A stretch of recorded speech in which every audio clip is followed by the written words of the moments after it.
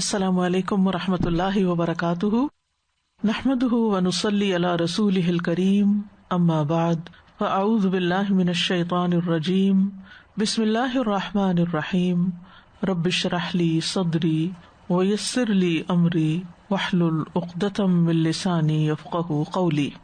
سورۃ الانعام، آیت نمبر 80۔ وحاجہ قومہ قال أتحاجوني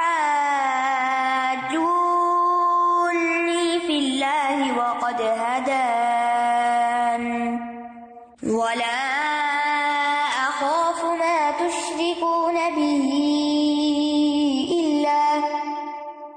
إلا أن يشاء ربي شيئا وسع ربي كل شيء علما افلا تتذکرون۔ اور اس کی قوم نے اس سے جھگڑا کیا، اس نے کہا کیا تم مجھ سے اللہ کے بارے میں جھگڑتے ہو، حالانکہ اسی نے مجھے ہدایت بخشی، اور میں ان سے نہیں ڈرتا جنہیں تم اس کے ساتھ شریک ٹھہراتے ہو، مگر یہ کہ میرا رب کچھ اور چاہے۔ میرے رب نے ہر چیز کا علم سے احاطہ کر رکھا ہے، کیا پھر تم نصیحت نہیں پکڑتے؟ وحاجہ قومہ، اور اس کی قوم نے اس سے جھگڑا کیا۔ کس کی قوم نے؟ ابراہیم علیہ السلام کی قوم نے۔ کس سے؟ ابراہیم علیہ السلام سے۔ اور حاجہ، حجت اس جھگڑے کو کہتے ہیں جس میں ہر ایک فریق دوسرے کو اس کی دلیل اور مقصد سے باز رکھنے کی کوشش کرتا ہے، یعنی کوئی دلیل دیتا ہے تو اس کے جواب میں ایسی دلیل لاتا ہے کہ اس کی دلیل کی کاٹ کرتا ہے، اس کو دور کرتا ہے۔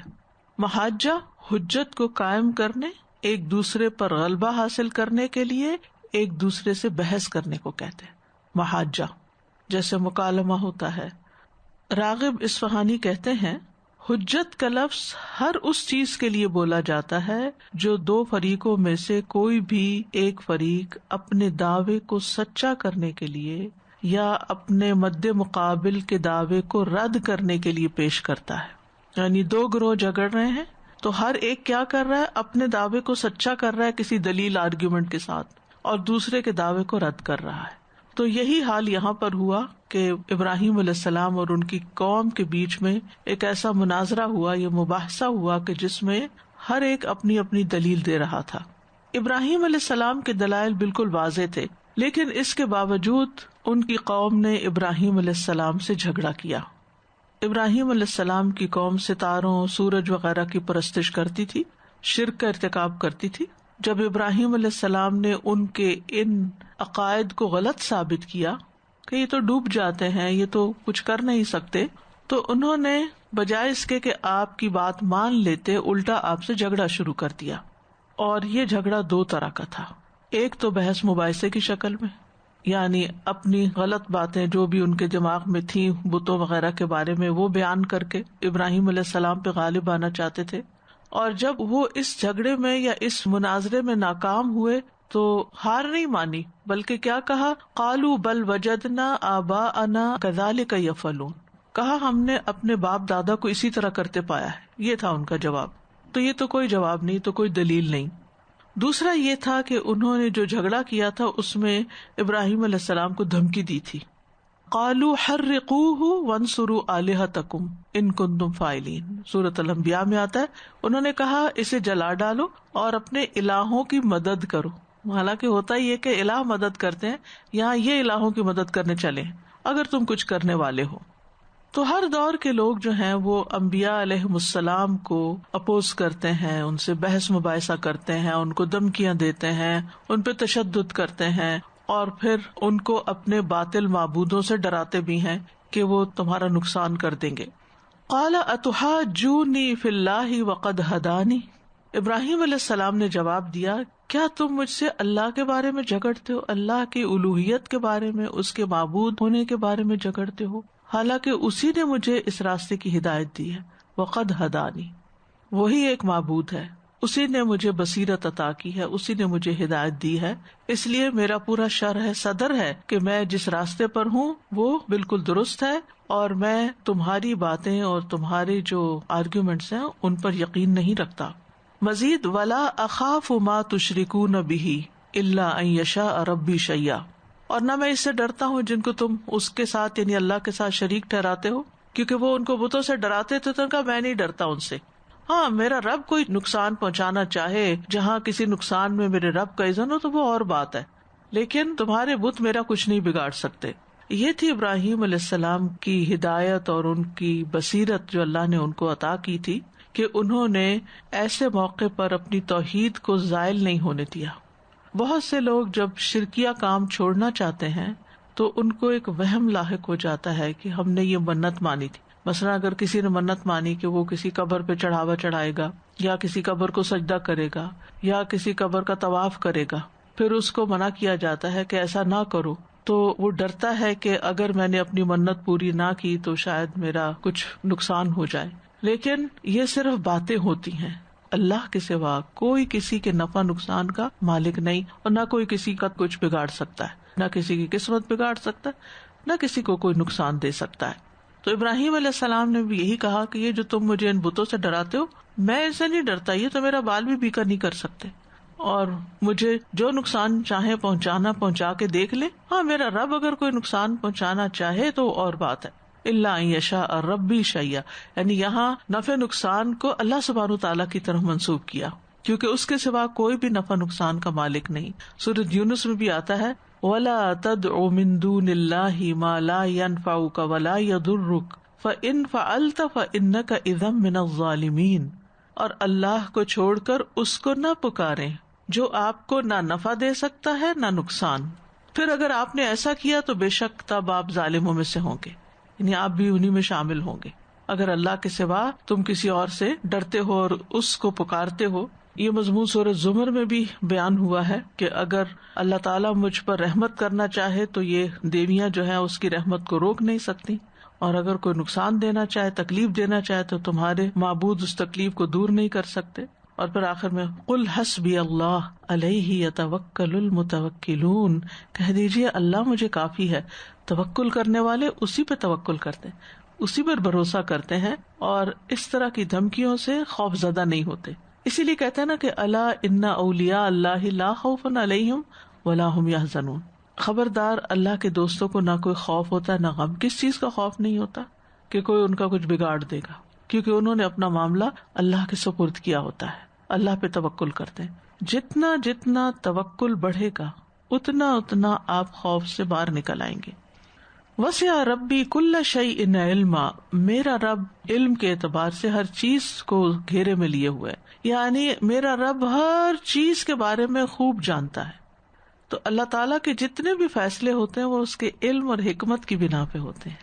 یعنی اگر اللہ تعالیٰ بھلائی کا ارادہ کرتا ہے تو وہ اللہ کی مشیت کے مطابق ہوتی ہے، اور جب اللہ تعالیٰ کسی پہ شر نازل کرنا چاہتا ہے تو پھر وہ بھی اسی کے مطابق ہوتا ہے. یعنی کس بندے پر کب امتحان آنا چاہیے، کب اس کی آزمائش ہونی چاہیے اور کیوں ہونی چاہیے، اور کب اس کی تکلیف دور کر دینی چاہیے اور کس کو اپنے پاس واپس بلا لینا چاہیے، یہ سب کچھ وہ ہیپیزرلی نہیں کرتا، اپنے علم کی بنا پہ کرتا ہے. ہم محدود علم والے ہوتے ہیں نا، ہمیں پتہ نہیں ہوتا، ہم کسی چیز کو پسند کرتے ہیں تو ہم کہتے ہیں یہ ہو ہی جائے، اور کسی چیز کو ناپسند کرتے ہیں تو ہم کہتے ہیں یہ ہماری زندگی میں کبھی نہ ہو. لیکن اللہ تعالیٰ بہتر جانتا ہے، اور جو ہمارے حق میں بہتر ہوتا ہے اس سچویشن میں ہمیں ڈال دیتا ہے. تو وسع ربی کل شیء علما.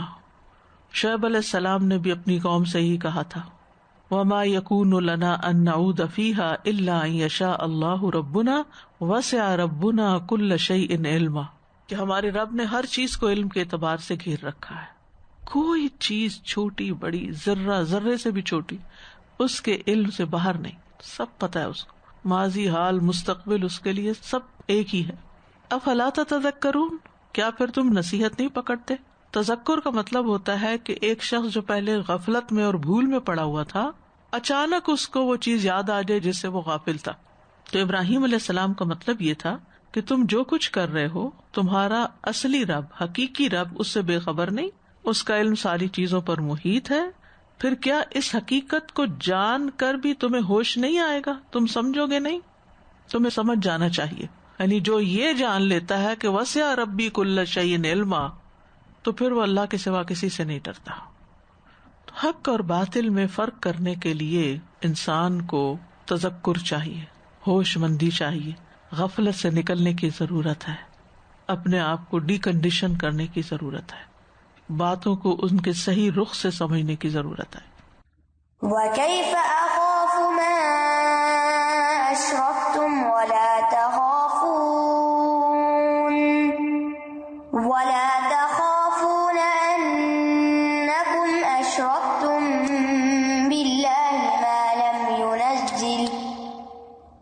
لَمْ يُنَزِّلْ بِهِ عَلَيْكُمْ سُلْطَانًا فَأَيُّ الْفَرِيقَيْنِ أَحَقُّ بِالْأَمْنِ إِن كُنتُمْ تَعْلَمُونَ۔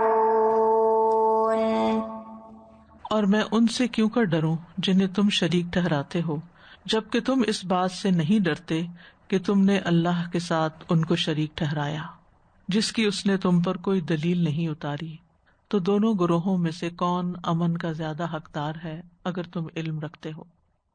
وَكَيْفَ أَخَافُ مَا أَشْرَكْتُمْ، کیفا یہاں استفہام انکاری ہے، کیونکہ انہوں نے ابراہیم علیہ السلام کو اس بات کی دعوت دی تھی کہ وہ معبودوں سے ڈریں، تو ابراہیم علیہ السلام نے اس بات کا انکار کیا اور ان کی دلیل کو ان کے خلاف پلٹایا۔ کیسے کہ تمہارے شریکوں سے میں کیوں کر ڈروں؟ وَلَا تَخَافُونَ أَنَّكُمْ أَشْرَكْتُمْ بِاللَّهِ، جبکہ تم نہیں ڈرتے کہ تم اللہ کے ساتھ شرک کر رہے ہو۔ تم اللہ کے ساتھ شرک کر کے نہیں ڈر رہے تو میں تمہارے شریکوں سے کہاں سے ڈروں؟ تمہارے الہوں سے میں کیوں ڈروں؟ کون بڑا ہے، کون اصل رب ہے، کس کی نافرمانی اور کس کی عبادت میں شرک جو ہے ایک بہت بڑا جرم ہے۔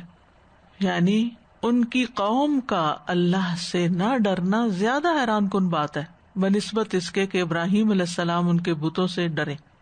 ما لم ينزل به علیکم سلطانا، جس شرک کی اللہ نے تم پر کوئی دلیل اتاری ہی نہیں، یعنی تم نے اس کے ساتھ بتوں کو شریک ٹھہرایا ہے حالانکہ اللہ نے ان کی عبادت کے بارے میں تمہیں کوئی دلیل نہیں دی، تمہارے پاس کوئی سالڈ آرگیومنٹ نہیں، کوئی بنیاد نہیں ہے جس کی بنا پر تم انہیں اللہ کے ساتھ شریک ٹھہراتے ہو۔ حقیقت یہ ہے کہ شرک کی کوئی دلیل نہیں ہوتی، یہ صرف توہمات ہوتے ہیں، صرف خیالات ہوتے ہیں، شیطان کے وسواس ہوتے ہیں جو انسان کے دل کو گھیر لیتے ہیں، اور انسان اللہ کے سوا کسی دوسرے کی بڑائی اور عظمت میں اتنا مبتلا ہو جاتا ہے کہ اپنے نفع نقصان کا مالک اس کو سمجھنے لگتا ہے کہ یہ میرا کچھ بگاڑ دے گا۔ سورۃ مومنون میں آتا ہے وَمَن يَدْعُ مَعَ اللَّهِ إِلَٰهًا آخَرَ لَا بُرْهَانَ لَهُ بِهِ، جو اللہ کے ساتھ کوئی دوسرا الہ پکارے گا جس کی اس کے پاس کوئی دلیل ہی نہیں ہے، کیونکہ کوئی الہ ہے ہی نہیں، سارے مخلوق ہے جو خود پیدا کیا گیا، وہ الہ کہاں سے بن سکتا ہے؟ سمپل سی بات، یعنی سب سے پہلی بات تو یہی کہ جس کو تم اپنا معبود سمجھتے ہو وہ پیدا کرنے والا ہے یا پیدا کیا گیا ہے؟ تو اگر وہ کہیں پیدا کرنے والا تو دکھاؤ کیا پیدا کیا اس نے، اور اگر وہ کہیں وہ پیدا کیے گئے ہیں تو جو پیدا کیا جاتا ہے وہ معبود نہیں ہو سکتا، وہ الہ نہیں ہو سکتا، کیونکہ وہ تو دوسرے کا محتاج ہو گیا، وہ تو وجود میں ہی نہ آتا اگر اس کو کوئی بناتا نہیں۔ اس لیے شرک کے کوئی پاؤں نہیں ہے، سب سے بڑا جھوٹ ہے، اور اس جھوٹ کے کوئی پاؤں نہیں ہے، کوئی بنیاد نہیں، کوئی بیس ہی نہیں ہے۔ سورۃ النجم میں آتا ہے ان ہی الا اسماء سمیتموها انتم وآباؤکم، یہ تو محض کچھ نام ہیں جو تم نے اور تمہارے باپ دادا نے رکھ لیے، یعنی تم نے کچھ تصورات گڑ کے ان کو کوئی نام دے دیا، یعنی دوسرے لفظوں میں کہیے کہ الفاظ کا کھیل ہے۔ غیر اللہ جو بھی ہے وہ سب محتاج ہے اور ایک دوسرے کے سہارے ہیں۔ سورۃ نجم میں آتا ہے ما انزل اللہ بہا من سلطان، اللہ نے اس کی کوئی دلیل ہی نہیں اتاری کہ اللہ کے سوا کوئی اور معبود ہو۔ فأی الفریقین احق بالامن ان کنتم تعلمون، تو دونوں فریقوں میں سے، دونوں گروہوں میں سے امن کا کون زیادہ حقدار ہے اگر تم جانتے ہو۔ فریق کہتے ہیں کثیر تعداد کے لوگوں کا ایک گروہ جو دوسرے گروہ سے فرق ہوتا ہے، فریق فرق سے الگ ہوتا ہے، ممتاز ہوتا ہے، دونوں میں ڈفرنس ہوتا ہے۔ ایک تو یہ نا کہ ایک جیسی چیزیں ہیں آپ نے ان کو دو گروپس میں کر دیا، یہ فریق نہیں کہلاتے۔ فریق کیا ہے؟ دو مجموعے الگ الگ جو ایک دوسرے سے فرق ہو۔ تو مومنین موحدین کا گروہ اور مشرکین کا گروہ جو ہے یہ دونوں ایک دوسرے سے فرق ہے، ان کی آئیڈیالوجی فرق ہے، ان کا لائف سٹائل فرق ہے، بلیفز فرق ہے، سب کچھ فرق ہے۔ اسی طرح ایک لفظ فرقہ ہوتا ہے، ٹھیک ہے نا، فرقہ جو ہوتا ہے اس میں فریق سے کم تعداد کے لوگ ہوتے ہیں۔ تو اس آیت میں فریقین سے مراد کون ہے پھر؟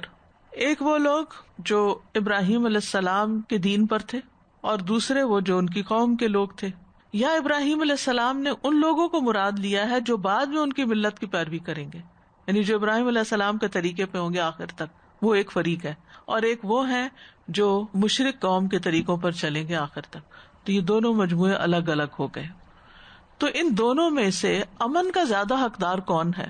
یعنی وہ جو ایک رب کی عبادت کرتا ہے جس کے ہاتھ میں سب کا نفع نقصان ہے، یا وہ شرک کرنے والا جو ایسی ہستی کی عبادت کرتا ہے جو کسی بھی نفع نقصان کی مالک ہی نہیں، اس کے ہاتھ میں کچھ اختیار ہی نہیں، حتیٰ کہ ان کے پاس زندگی بھی نہیں. پتھروں کے بت کے پاس تو زندگی بھی نہیں ہوتی، وہ کیا کریں گے؟ نہ وہ سنتے ہیں، نہ وہ بولتے ہیں، نہ وہ کھاتے ہیں، نہ پیتے ہیں، نہ کچھ عقل رکھتے ہیں، پھر بھی لوگ نہیں سمجھتے. تو دونوں فریقوں میں سے امن میں کون ہے؟ تو دنیا میں دو طرح کی مخلوقات ہیں. ایک وہ جو اللہ کی اطاعت کی پابندی کرتی ہے، یعنی اطاعت کرنے والی ہے. یہ پھر آگے دو طرح کی، ایک بائی چوائس اور ایک مجبوراً، جیسے سورج چاند ستارے. یعنی یہ ارادی اطاعت کرتے ہیں. ایک طرح سے انسان جو ہے یہ ارادی اطاعت کرتے ہیں جو مسلم ہوتے ہیں، اور باقی جو ہے وہ ان کو تو پروگرام اس طرح کیا گیا کہ وہ اطاعت کریں، پابند ہوں. اب دنیا میں کچھ لوگ ایسے ہوتے ہیں کہ جو اپنے ارادے، اپنے اختیار اور اپنی چوائس کو صحیح استعمال نہیں کرتے اور اللہ تعالیٰ کو ناراض کرتے ہیں، سرکشی اختیار کرتے ہیں. اب جب فیصلہ ہوگا تو ان دونوں میں فرق ہو جائے گا. جیسے دنیا میں اللہ نے ہمیں نشانیاں دکھائی نا کہ جو چیزیں اللہ کی اطاعت میں لگی ہوئی ہیں ان میں کوئی ٹکراؤ نہیں. مثلا آپ دیکھیں جتنے بھی ستارے سیارے ہیں اللہ کے حکم سے چل رہے ہیں، بے شمار ہیں، ان گنت ہیں، لیکن آپس میں کوئی ٹکراؤ نہیں، امن ہے، چین ہے. درخت جہاں کھڑے ہوتے ہیں ان کی شاخیں بے شک ایک دوسرے کے اندر جاری ہوتی لیکن کوئی ٹکراؤ نہیں، اپنی اپنی جگہ وہاں کھڑے رہتے ہیں، کوئی ایک دوسرے کو گرا نہیں دیتا. اسی طرح باقی مخلوق بھی جو اللہ تعالیٰ کی اطاعت کرتی ہے وہ امن سے رہتی ہے، اپنے اپنے دائرہ کار میں کام کرتے ہیں، اس سے باہر نہیں نکلتے. اسی طرح جو انسان اپنی حدود کی، اپنی لمٹس کے اندر رہ کے اللہ کی اطاعت کرتے ہیں، قیامت کے دن ان کو جنتوں میں بسایا جائے گا اور وہی امن میں ہوں گے. اس کے برعکس جو لوگ سرکش ہیں، اللہ کے ساتھ شرک کرتے ہیں، اللہ کی اطاعت نہیں کرتے، پھر ان کا انجام کچھ اور ہوگا. ان آیات سے یہ بات بھی پتہ چلتی ہے کہ انسان کسی شخص کو کنونس کرنے کے لیے محاجہ یا مناظرہ یا دلائل کا ایکسچینج کر سکتا ہے، جیسے ابراہیم علیہ السلام نے کیا ان کو سمجھانے کے لیے. یعنی بعض اوقات لوگ آپ سے جھگڑنے کے لیے آ جاتے ہیں یا آپ کے اوپر اعتراض شروع کر دیتے ہیں اور آپ سے جواب مانگتے ہیں، تو اگر آپ جواب دیتے ہیں ان کو اچھی دلیل کے ساتھ تو اس کی اجازت ہے، ایسا کر سکتے ہیں. اسی طرح یہ بات بھی پتہ چلتی ہے کہ ہر دور میں ایسے لوگ رہے ہیں، فریقین میں سے ایک اطاعت کرنے والا گروہ ہوتا ہے اور ایک سرکشوں کا گروہ ہوتا ہے.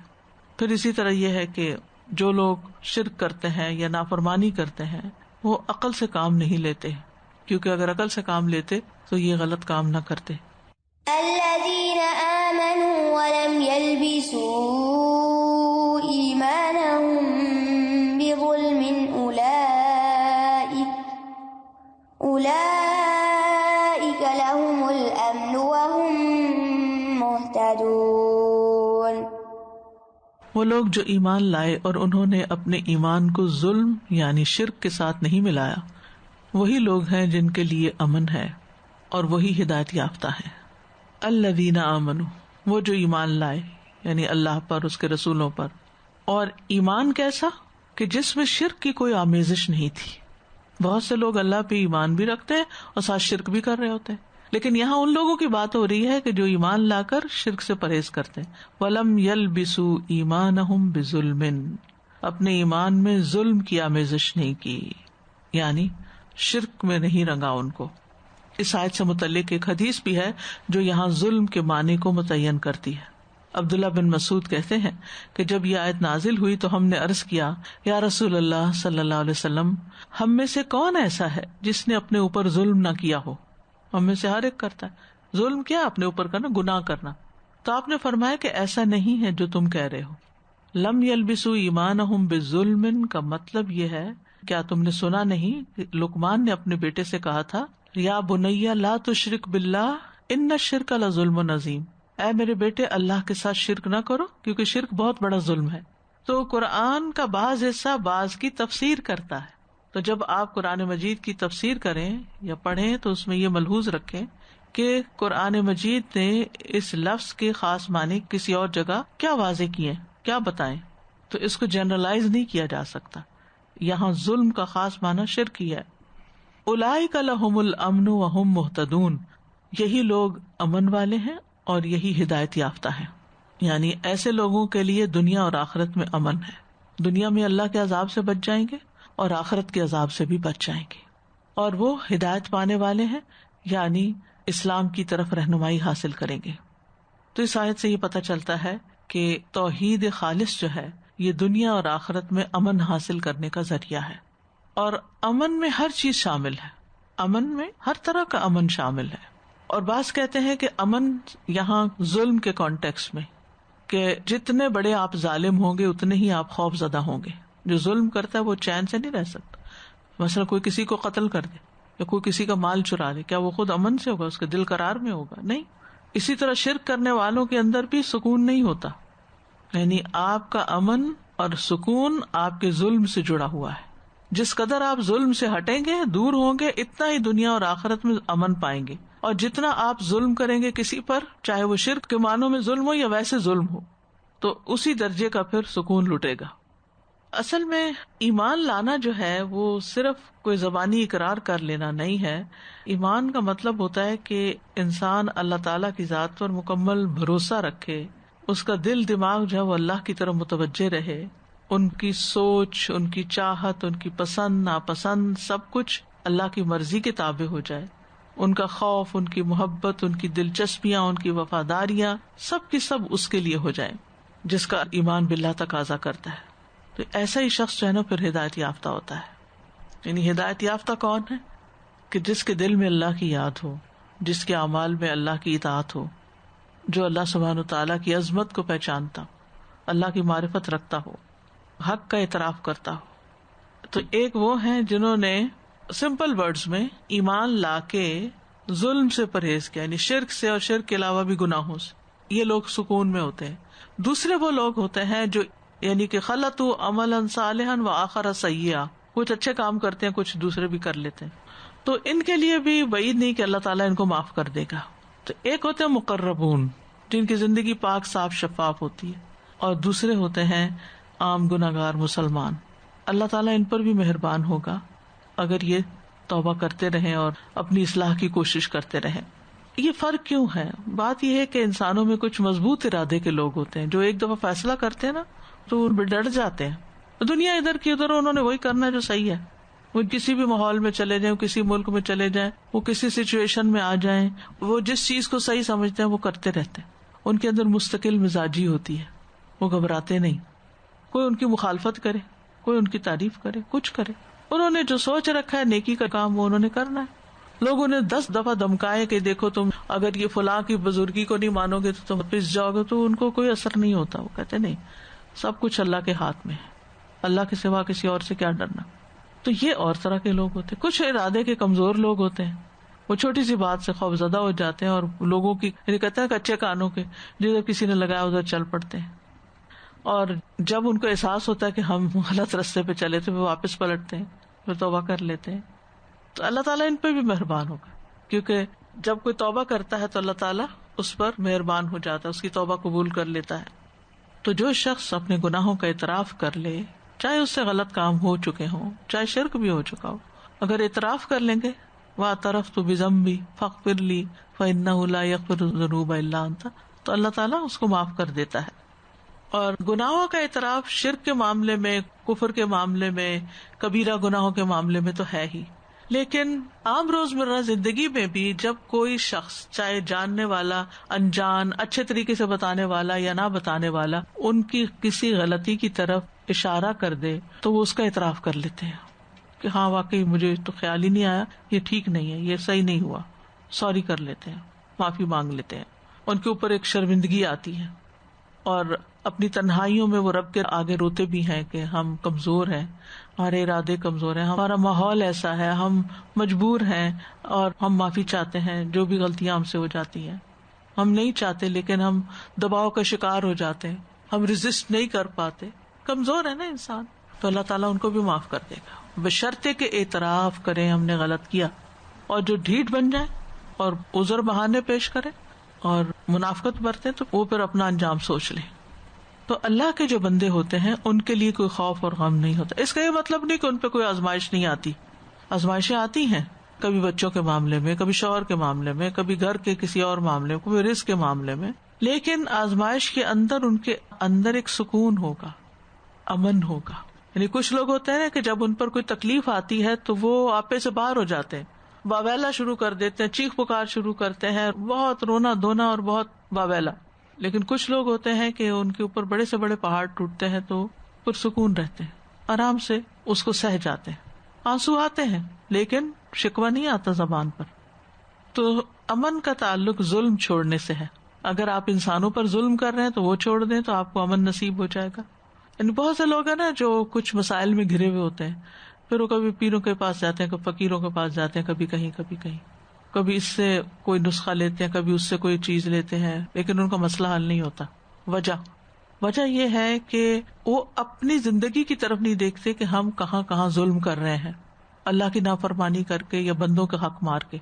کیونکہ کچھ چیزیں تو امتحان یا آزمائش ہوتی ہے، لیکن کچھ چیزیں انسان کی پکڑ بھی ہوتی ہیں اور اس پکڑ کے لیے توبہ کرنی ضروری ہوتی ہے. مثلا کسی نے آپ کا حق دبایا ہوا تو آپ سوچیں کہ آپ نے تو نہیں کسی اور کا دبایا ہوا. کوئی آپ کے ساتھ زیادتی کر رہا ہے، سوچیں آپ تو نہیں کسی کے ساتھ زیادتی کر رہے. آپ بے برکتی دیکھتے ہیں، سوچیں آپ کی نمازیں تو نہیں بے وقت ہو رہی، ان میں تو نہیں کمی ہو رہی. تو ہر موقع پر انسان کو اپنا جائزہ لیتے رہنا چاہیے. اور یہ کی ورڈز یاد رکھیں کہ ظلم وز امن، ظلم جتنا ختم ہوگا اتنا ہی امن بڑھ جائے گا.